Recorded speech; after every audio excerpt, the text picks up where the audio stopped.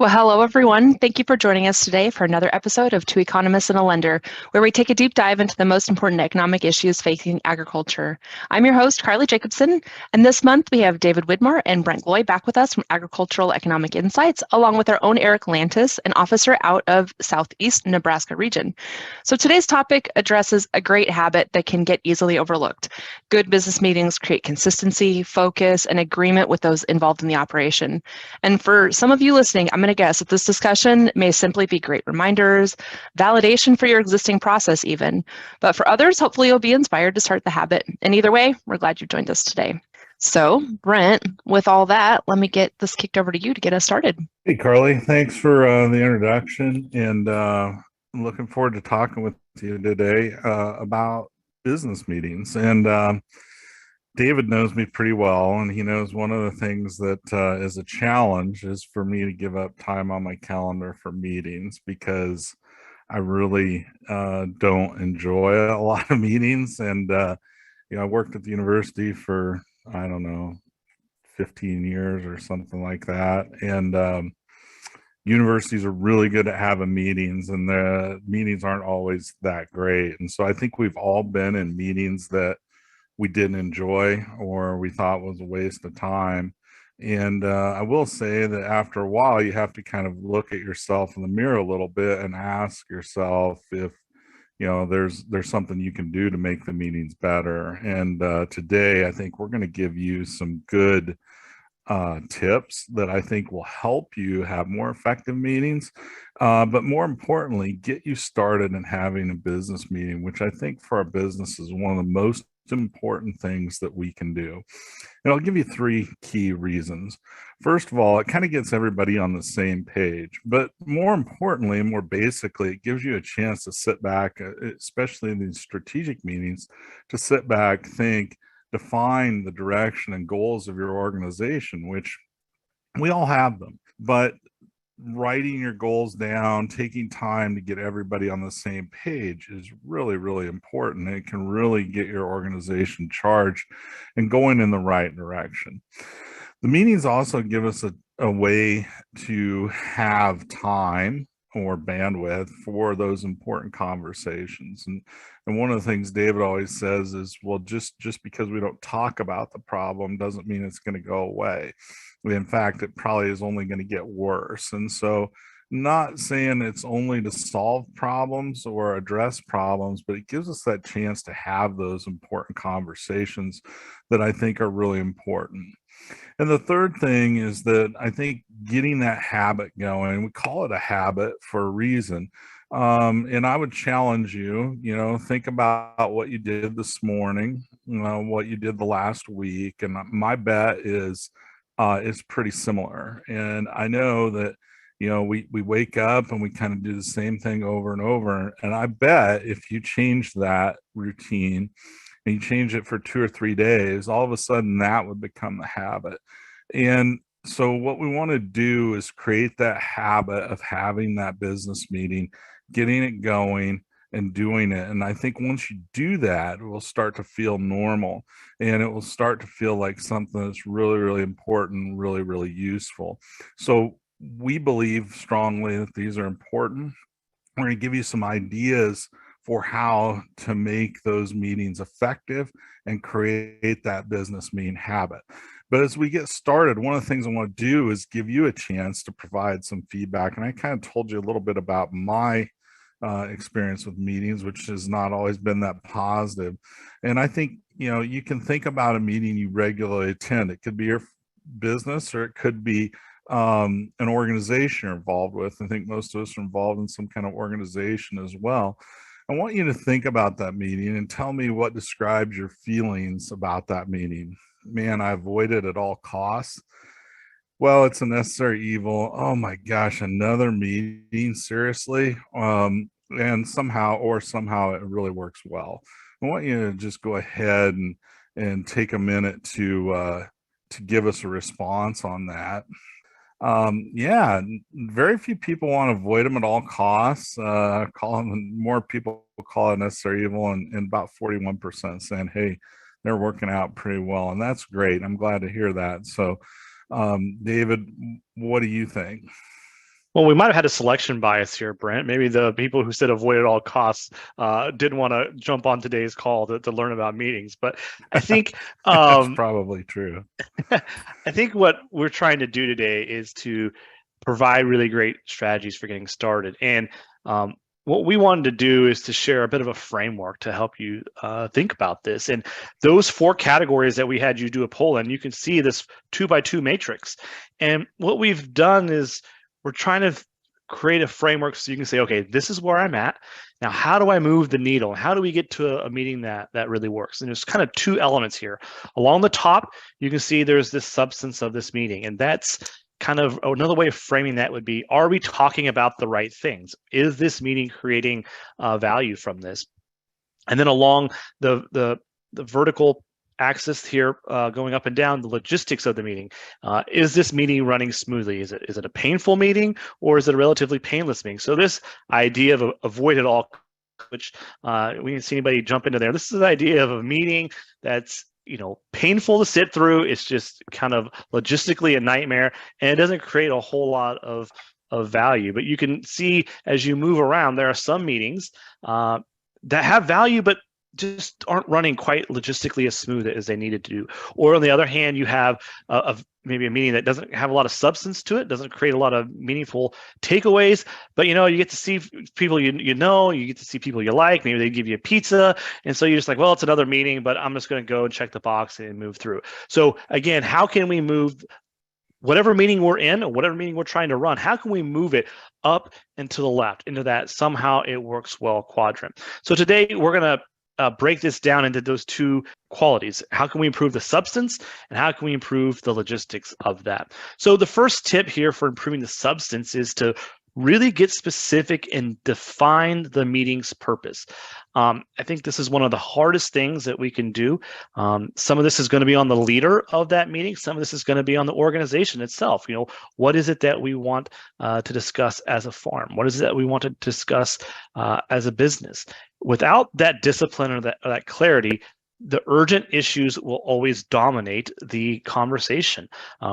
There is this idea of these urgent important things and these non-urgent important things, and if we don't carve out time for these not urgent but important things like strategic planning or long-term visions or long-term growth strategies, we'll get caught up with how we're going to get the next 40 acres of alfalfa mowed, how we're going to get enough feed lined up for our cattle this year. Not to say those aren't important. Those are very, very important conversations. We have to carve out and make sure we have bandwidth, as we talked about earlier, for those other conversations as well. Second point, keep it simple. I think maybe this is maybe a bad habit that I have is, hey, we have 60 minutes here. Let's try to cover all the bases at one time.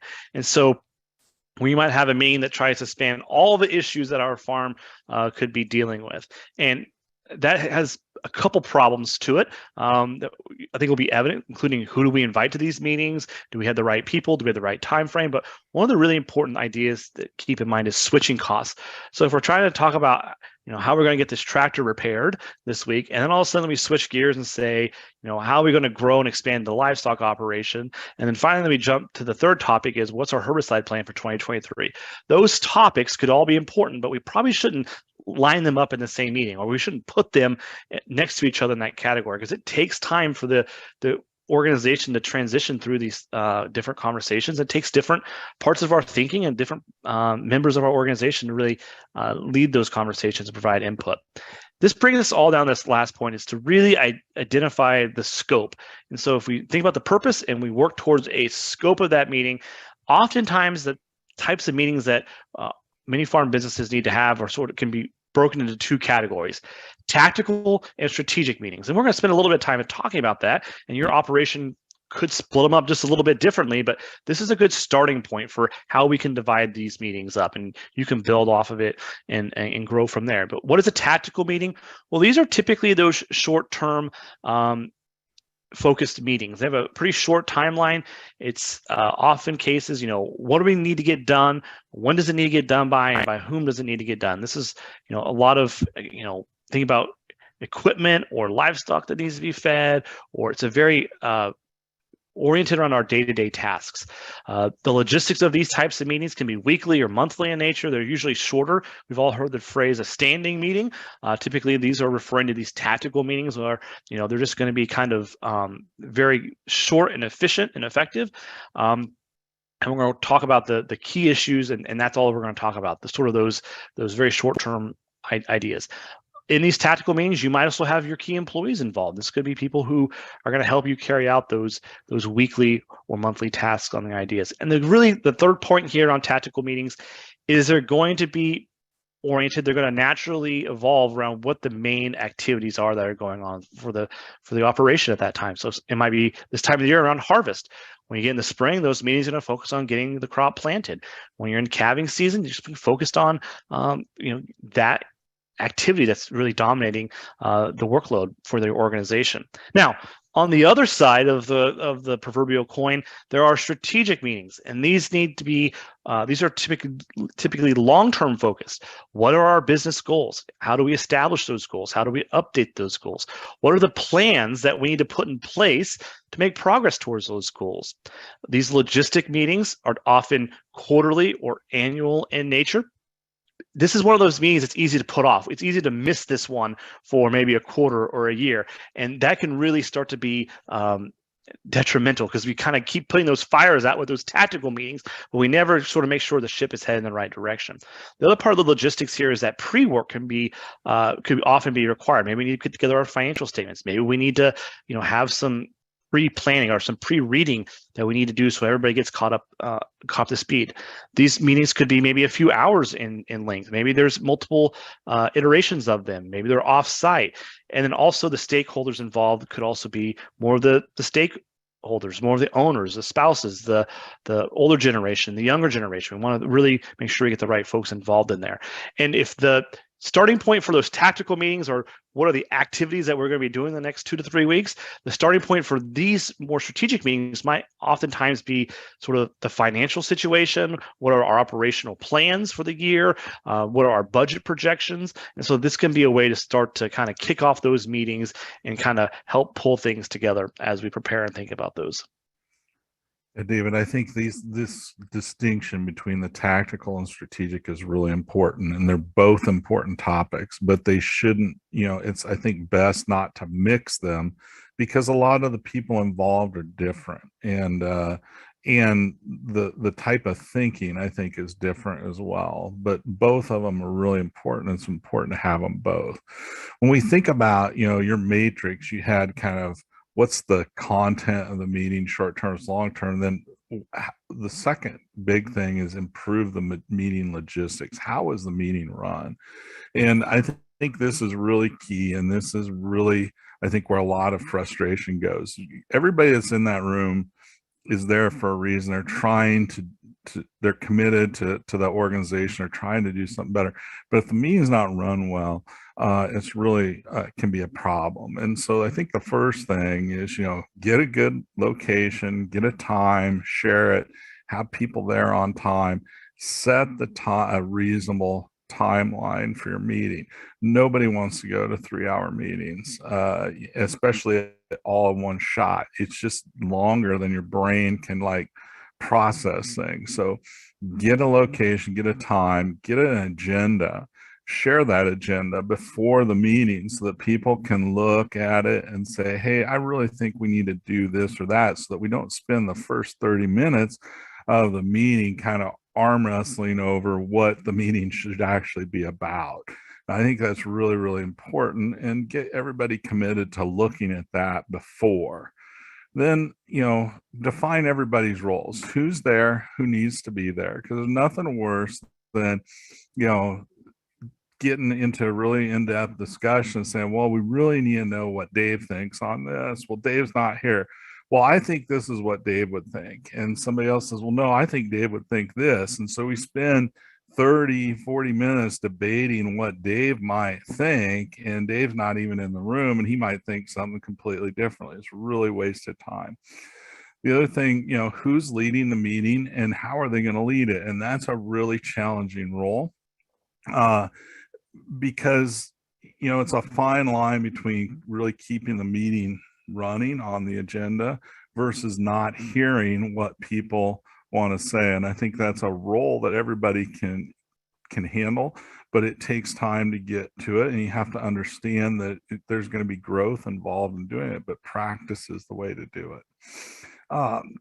You have a note taker at your meeting, good thing to have, really important, really useful.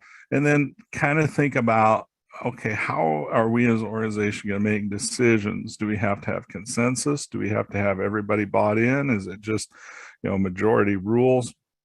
What are the ways that you're going to go ahead and make decisions?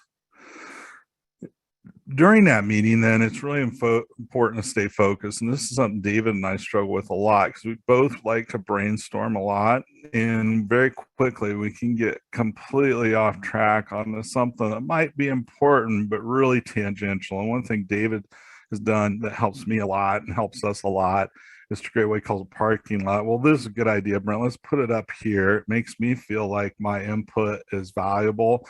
Even if we are setting it aside, we may not get back to that parking lot. I think we're like one of those car factories. It's got like thousands of cars sitting out in Arrowhead Stadium parking lot or something. But it's useful to help us keep on track, because when he says, I know, yeah, he's right, that's off a topic, let's get back to it. Get to some kind of an actionable resolution, something that, meeting that results in nobody leaving with anything, to do is just not really that useful.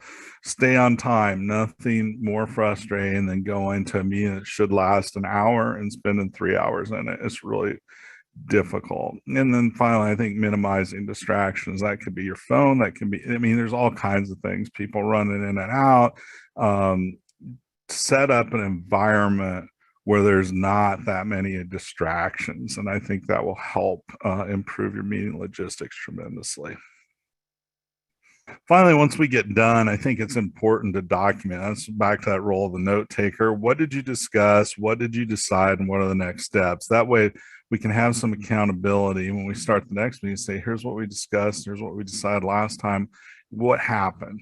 And then finally, I think get a chance for people to provide feedback to identify, hey, this is just not working. I am sick and tired of coming to this meeting for this reason. Get us a chance, or hey, that meeting was really good. I feel like we got a lot done. Get a chance to identify some of those bad habits that we all have and improve that meeting. Take a chance to go seek out that feedback, whether it be, if you're the chair, to do it informally afterwards, or even formalize it with a chance for some feedback that makes people feel like, their opinions are being heard. I want to kind of wrap this up by saying, all of us on today's webinar are sharing sort of our experiences. None of us were sort of naturally born as great meeting leaders or meeting organizers, but we've learned some stuff along the way. So a lot of this is some skill that can be improved and developed. And kind of to conclude this section is there are 1,000 ways to run a bad meeting, but there's no fail-safe recipe for success. There's not going to be a bullet list or a checklist that we can put together that's going to work for every operation that's listening today, let alone every type of meeting that you might be involved with as a member of your community.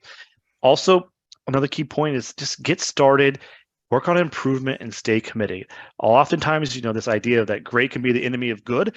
Your first family farm meeting probably isn't going to be your best one, but you got to get started. And if you want to have a great meeting, you got to get started, you got to improve, you got to stay committed.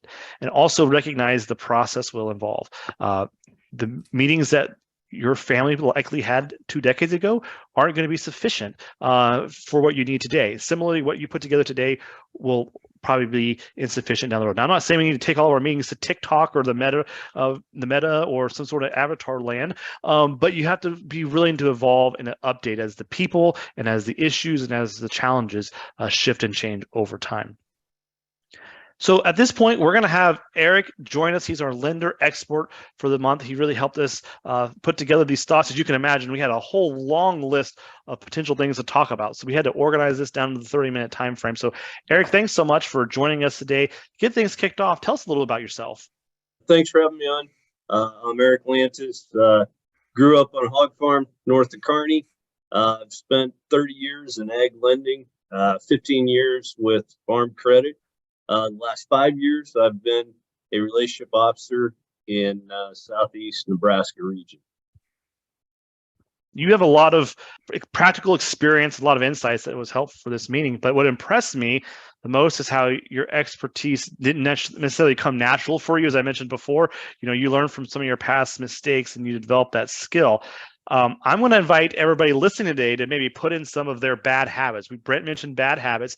Share some of the bad habits that they've observed that other people do in meetings. But I want to sort of invite you to share a story from one of the first meetings that you did, and maybe some of that bad habit that you learned about. Yeah, you bet.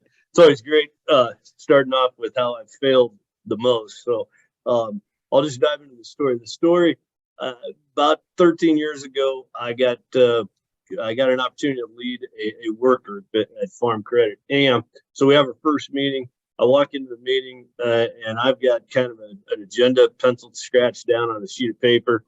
We walk in. Long story short, we have about a 3-hour meeting. I treated everybody for lunch in between the meeting. Everybody got a chance to talk, and we end the meeting, and I was kind of going, "Oh, that's all right." And a teammate came up to me after the meeting, and he said, "Eric, I want to tell you that was the worst meeting I've ever been to in my life."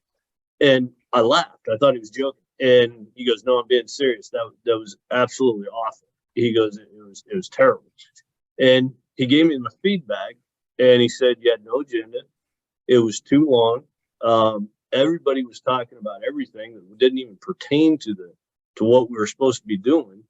And he said, "And in the end, did we really get anything accomplished?" So it was really good feedback. And since then, I've definitely improved how we do my meetings anyway.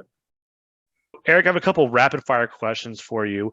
What are some of the biggest missteps that you see take place when farmers are trying to get started with a meeting habit?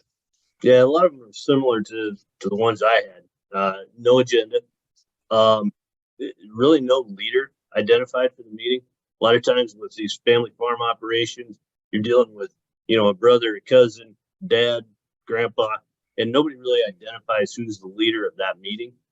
And then a lot of times we have a ton of distractions. I've been involved in some strategic meetings that we've tried to have in a shop where we've got 2 dogs running around, hired men coming in and out, and seed dealers. So, like I said, those are some of the common ones that I've run into. So those were the missteps. What are some of the hardest steps for producers to overcome as they start to develop that habit? Yeah, I think the hardest step is actually to get started. Again, a lot of these family farm operations, you're dealing with family. So you're trying to start having a meeting with your brother or with your sister or dad or grandpa. So it's people you've known and you interact with daily, and now you're starting to try to have a meeting. So it's really tough to get it started.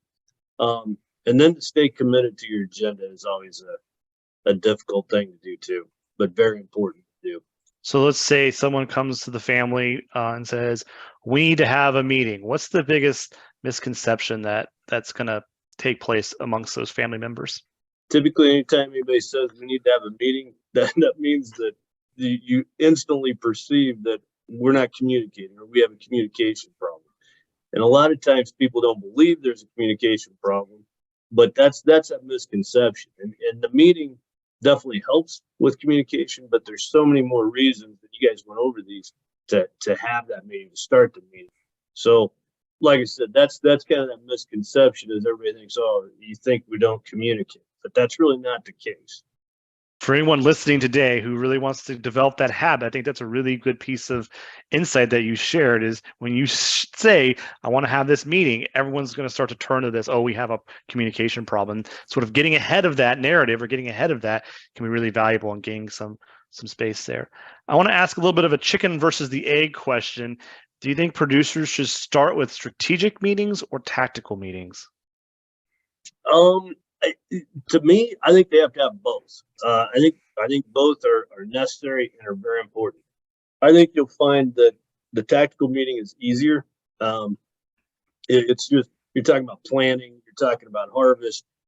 Those things are easy for our family farm operators to discuss. You start getting into strategical, and you start talking about financials, goals, transitions, those type of conversations. Those are a little more difficult. Those are conversations we tend to try to avoid.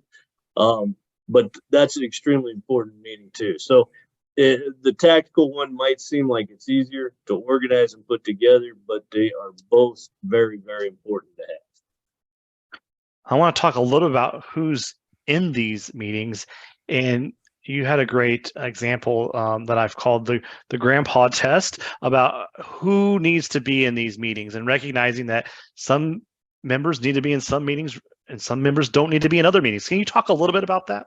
Yeah, and the grandpa test, as you referred to, it's the deal where you're dealing with a family farm operation. So you get grandpa that owns about 75% of the assets because he's got the grounds and the equipment. Then you got dad involved. You got grandsons.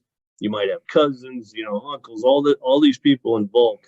So, and then hired men. So your tactical meeting, that's your operation plan. That's what you're doing, the harvesting, the planning. So grandpa probably doesn't have much to do with that. He's in Arizona for 6 months and comes back and runs the grain cart. But the hired man might be, needed in that tactical meeting because he's a very crucial part of the day-to-day operation. The strategical meeting, those you got to pull in everybody, all the stakeholders that are involved. So that would probably include spouses. That could include even somebody that's located, a sibling that's located down in Florida. You might want to have a Zoom call and bring them into that strategical meeting because you could be talking about transitions, inheritance plans, estate planning, all those types of things there. So those meetings, the hired man, they don't need to be part of it. That's kind of the thought process around those stakeholders. Really, really good, really important.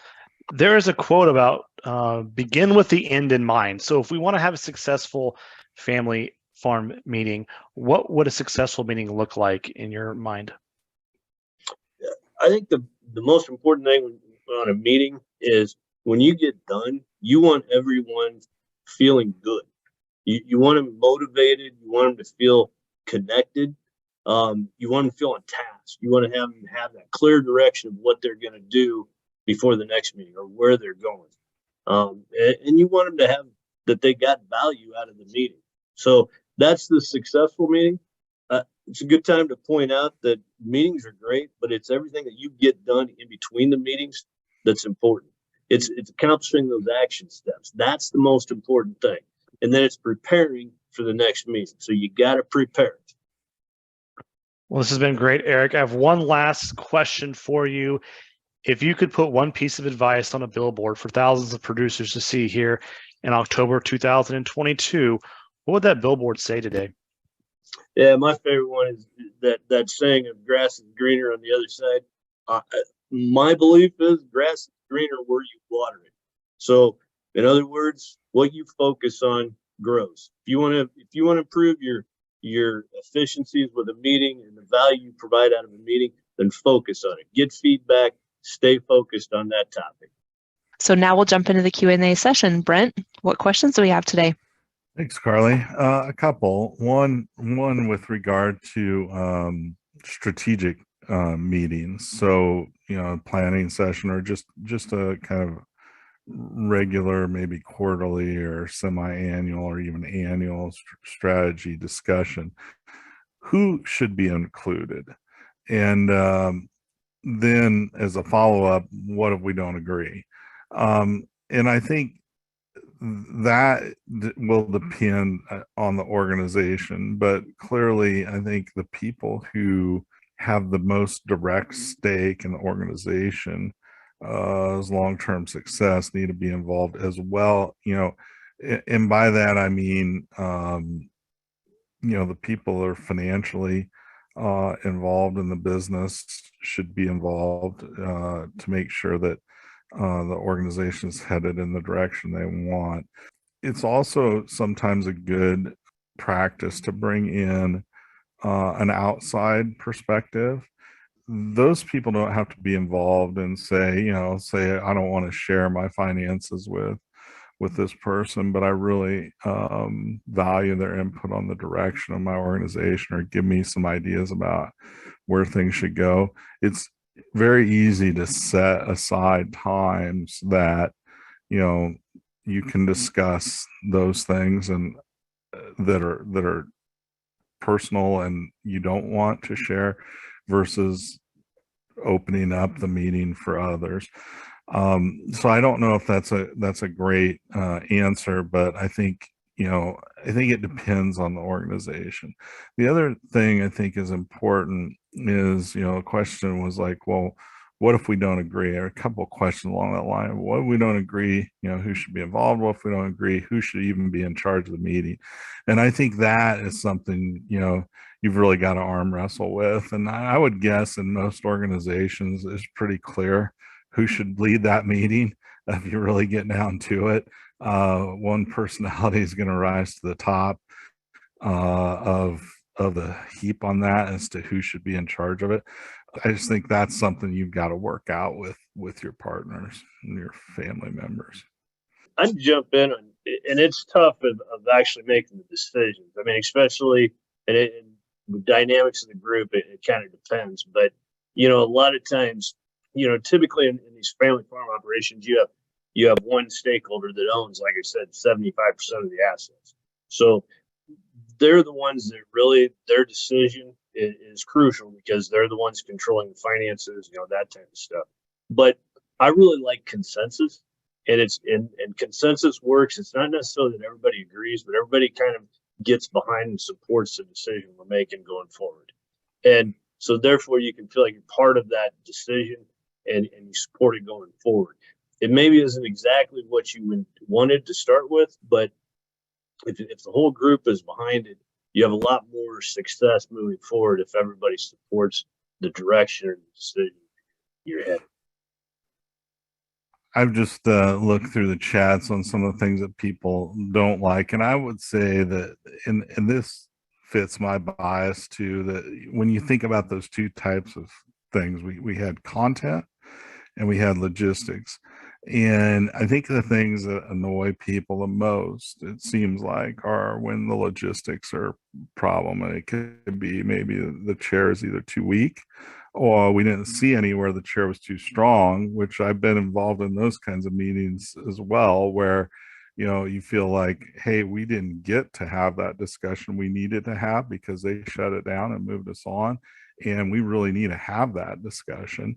So that chairperson's role is really important. And I think if you're the chair, it's really important to understand that everyone in that room is looking to you to put the agenda together and have it there and keep things moving, as well as hearing people. And it's a skill that is you're going to get better at it over time. And I think it's okay to ask for forgiveness a little bit if it doesn't work, and say, hey, I'm working on this, but it's also important to get better at it over time. And I think it's something we can get better at with practice. But those logistics things, I think, are something that really gets people hung up, and it creates a bad experience.